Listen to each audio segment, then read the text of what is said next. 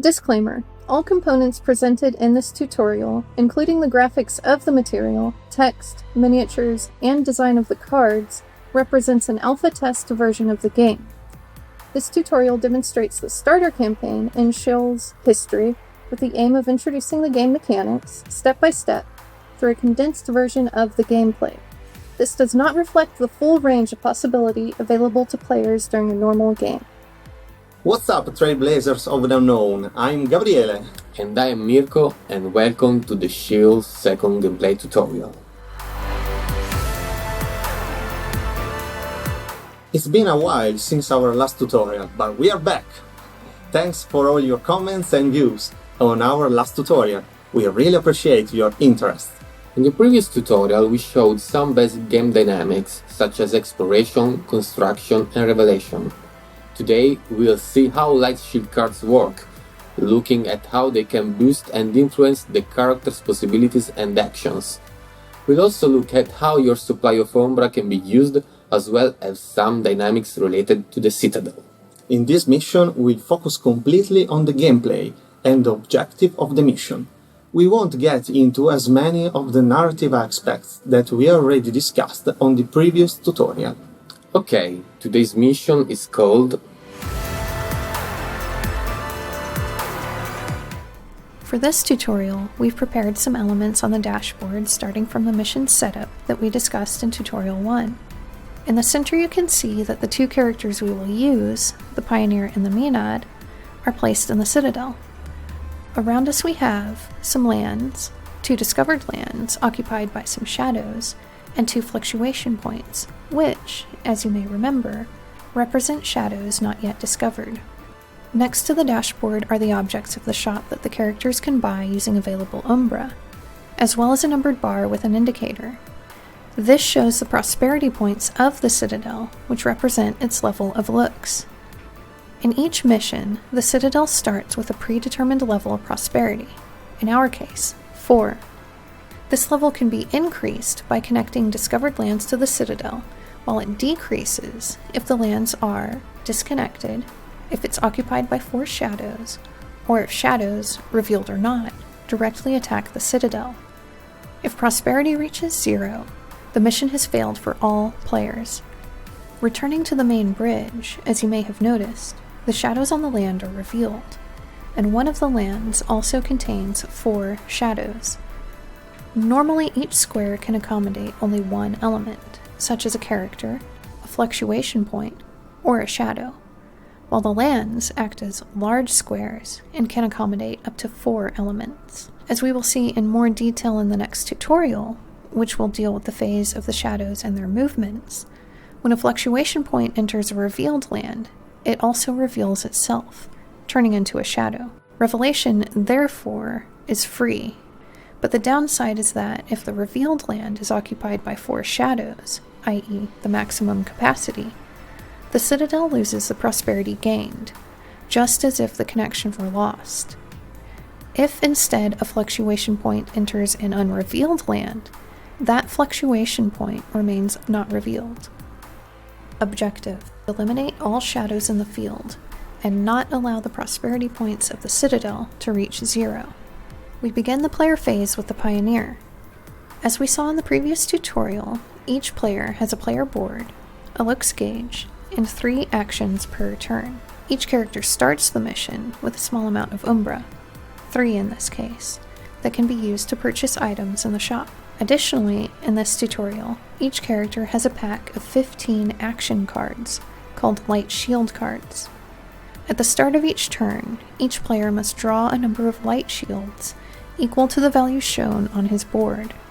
In this case of the Pioneer, that's 3 cards. Each card indicates the archetype to which it belongs, relative to those indicated on the player board, and has 2 effects, 1 primary and 1 secondary.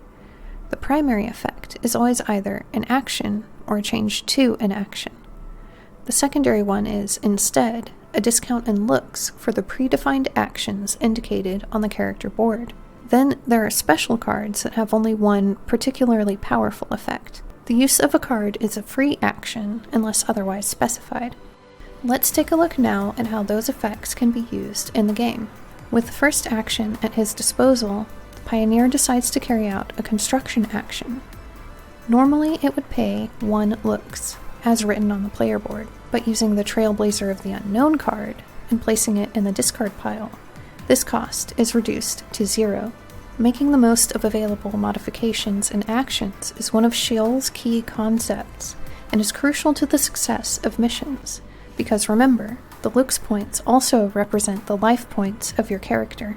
We therefore draw 2 paths and place them on the board. With the second action of the Pioneer, we build again. Unfortunately, we have only drawn straight paths that do not help us reach the land occupied by the moth. But we have another Lightstream Specialist card that can help us. This time we use its first effect and draw one of the 2 paths again. We have drawn a curve and we can now connect the revealed land. In this case, however, since the construction takes place in contact with a square occupied by a shadow, the path is placed upside down, or half illuminated. Furthermore, as a result, the Citadel gains 2 prosperity points because it is now connected to a revealed land. If the land loses its connection due to the destruction of the paths, the Citadel would lose its prosperity points. With the last action of the Pioneer, we continue constructing, this time paying 1 looks because we don't have more cards available. We build here to intercept the fluctuation points. Now it's up to the Menad. The cards in her hand are 4, and they are very different from those of the Pioneer. In fact, each character is specialized, and they perform certain actions better than others. The synergy between party members is another key aspect of Sheol. With her first action, the Menad performs a movement. Basically, the Menad can move 3 boxes, but, paying 1 looks, can move 5 boxes. To save looks, we use the Lightstream Surfer card modification. We have reached the land with the moth before us. We have to fight it, and, to do so, we perform an attack action. We avoid once again paying the cost in looks by discarding the Master of Arms card and rolling the attack die. Unfortunately, we miss, but we still have an action available and we can attack again. We discard the second Master of Arms to cover the cost, and to be sure of landing a hit, we use the first Dancer in the Dark effect, which allows us to roll 2 attack dice and keep the best result. We roll, and this time we get a success. This allows us to defeat the moth. For her victory, the Menad obtains an Umbra. The player's turn is over and the shadow phase begins. There are no shadows adjacent to our characters, so there are no attacks. Unused cards act as a shield against the attacks of shadows. During the attack phase, each card can be discarded to ward off damage if it was dealt. It's therefore important to plan your turn well, and balance special actions, modifications, and cards to be kept as shields later on during the shadow phase. Before ending the shadow phase, the fluctuation points advance toward the Citadel. We will see how this dynamic works in the next tutorial. For now, however, there's an important thing to point out. Since this fluctuation point arrives near the Citadel, its attributes change, passing from a resistance of 2 and an attack of 2 to a resistance of 3 and an attack of 3. The closer the shadows get to the Citadel, the stronger they become. Let's go back to the player phase. It's again the turn of the Pioneer, who, before acting, takes all the lost light shields from the action deck. With his first action, he further constructs upon the land where the Menad has just defeated the moth. As we have seen, in order to construct, it's sufficient that the position of the character is connected to the light stream in which the construction must take place. Also in this case, the Pioneer uses one of his cards to avoid paying the construction cost. The paths built are half illuminated because they are in contact with squares occupied by the shadows. With his second action, the Pioneer builds near the Citadel, in the direction of the approaching fluctuation point. Normally, even here the construction would be half illuminated, but the Pioneer uses the construction card, which allows him to build a fully illuminated path even if in contact with a shadow. With his last action, he moves toward the shadow square, as allowed by the movement indicator of his character sheet. He could have moved 2 squares, but avoiding contact with the fluctuation point allows him to evade possible attacks during the shadow phase.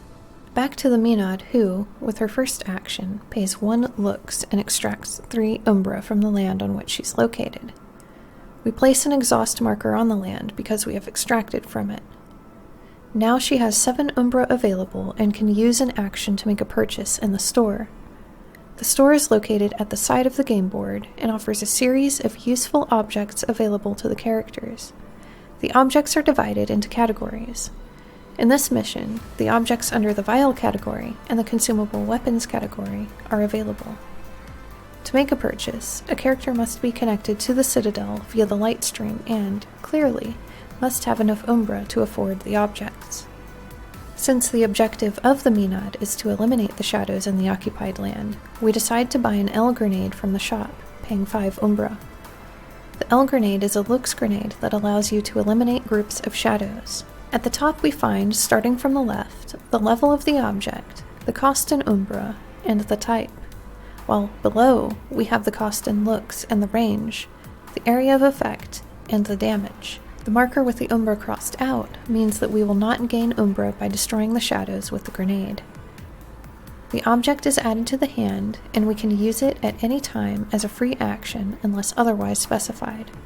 With the last action of the Menad, we advance in the direction of the shadows by 1 square. The character turn ends and the shadow phase is skipped. No shadow is adjacent to our characters, so there are no attacks that they can perform. However, the unrevealed shadows advance toward the citadel. The first fluctuation point collides with a light path. Effectively, it fails to occupy the land this time, but the path does become dim. If the path had already been dim, the shadow would have occupied it, destroying it. The paths are very important not only to connect the lands, but to stem the advance of the shadows. The second fluctuation point is, instead, already in contact with the citadel, and, by advancing, it's extinguished by the defenses of the citadel. The immediate effect is the loss of as many prosperity points as the attack value of the shadow that has tried to invade the citadel. We jump back to our heroes. Lost light shields are drawn. The pioneer advances a square with his first action. With the second, he performs a revelation action. We reveal another moth who makes an opportunity attack. We could have revealed the moth at a greater distance thanks to the pioneer's lantern that reveals at distance 2, but we preferred to advance and endure the opportunity attack to show you the use of the light shield. We roll the shadow die for the attack of the moth and it hits us. Without the light shields, we would take 2 damage. We can discard 2 cards to remove the damage. With the last action of the pioneer, we pay a lux and attack. We hit and destroy the moth. The pioneer is awarded with an umbra. Now it's up to the Menad, who's ready to finish the mission. Performing a movement action, she approaches the occupied land and then uses the L grenade to eliminate the shadows on this land. Since the shadows are destroyed by explosive damage, they do not reward the Menad with umbra. Nevertheless, she is successful in fulfilling the mission objective. Here we are at the end of our second tutorial. In the next tutorial we will see in detail the shadow phase, how generation points work, and some other character mechanics. You can find our updates on Facebook, Instagram and YouTube. And if you have any questions or suggestions, don't hesitate to ask in the comments or write to us directly using the contents on our website sheolboardgame.com. When we have collected enough questions, we will record a Q&A to answer all of them. Thank you for watching our video and see you in the next tutorial. Bye. Bye.